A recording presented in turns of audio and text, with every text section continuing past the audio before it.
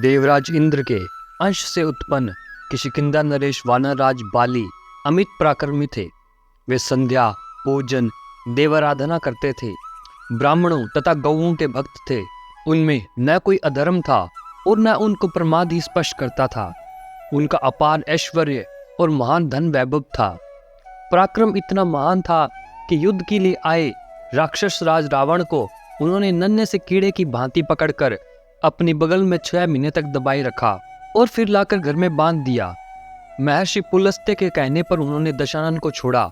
बाली के भय से राक्षस उनके राज्य में उत्पात नहीं करते थे, परंतु प्रारब्ध की महिमा अपार है। अपने छोटे भाई सुग्रीव से उनको चिढ़ हो गई। सुग्रीव को मारकर उन्होंने निकाल दिया और उनकी संपत्ति तथा स्त्री छीन ली।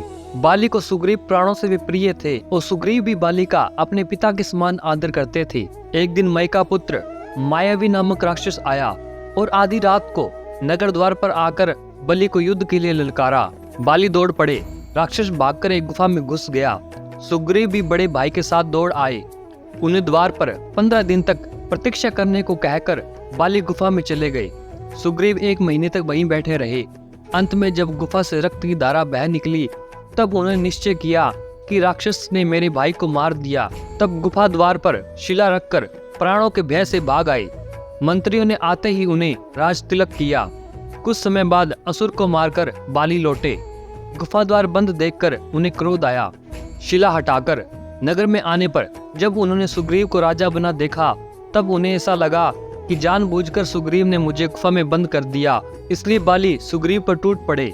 घायल होकर सुग्रीव भाग खड़े हुए। इस प्रकार केवल भ्रम के कारण इतना बड़ा अनर्थ हो गया।